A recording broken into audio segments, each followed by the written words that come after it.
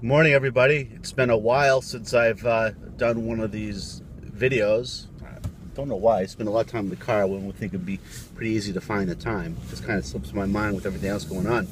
Last weekend, as you know, at Masses, we announced within the context of our liturgy a new direction, a little bit of a paradigm shift as to how we operate, I guess you could say, as a parish.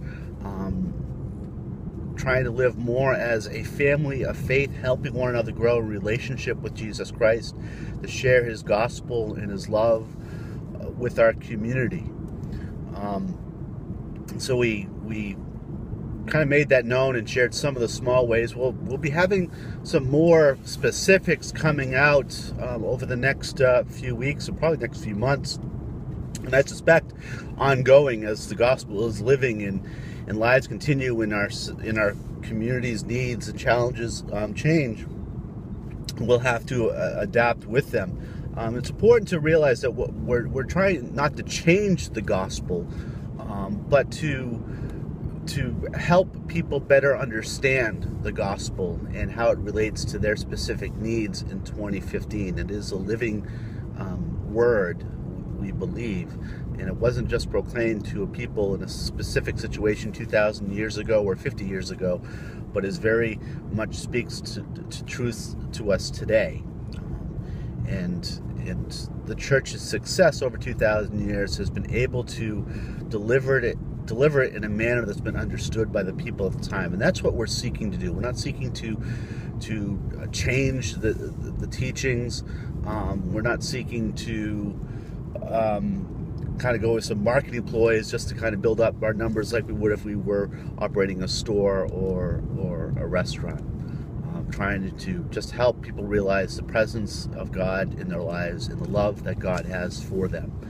And so that's really what is going to be our focus. And it's going to be a focus, as I said last week, and it's going to involve all of us, myself and Deacon Brendan, our entire staff, all those who volunteer, but everyone who professes that faith as Christian disciples of Jesus Christ, who profess themselves as children of God. Not only do we seek to grow in that relationship ourselves, but we also help others to grow in that relationship. And so that's what we're going to be focusing on as a parish as we move forward. Yes, there are some financial concerns. I mentioned them with the loss of bingo and this coming assessment being put out by the diocese, and we will have to cope with those. There's a lot of misinformation going around out there about, well, not misinformation, but inaccurate information about bingo. It wasn't a move to get rid of bingo. Bingo is kind of a period piece, that the numbers have been dropping quite a bit, and over the last several months, particularly with the opening of the slots in Plainville, we've struggled to reach 200, which is really a break even for bingo to operate. So the handwriting's been on the wall for quite a while. When I was here as the assistant a few years ago, it was a conversation, how long do we think it was going to be able to last? It's lasted a little bit longer than it was anticipated back then. It certainly helped in paying the bills over the last 37 years, but going over the budgets the last 20 years or so, it's not as high as some people thought of what the parish was receiving from bingo. It certainly helped in the bills, but it didn't pay all the bills, and it's certainly not what kept us afloat as a parish. That's the faith and the dedication of all of our volunteers, those with bingo and those in faith formation and those in the different organizations in our parish. That's really what's kept us going, is that living faith in the parish. So we'll be sharing strategies for all of this, for the temporal, that is the bills and the buildings, as well as the spiritual and some of the concrete ways that we can share the gospel with others. So I'll be away this weekend.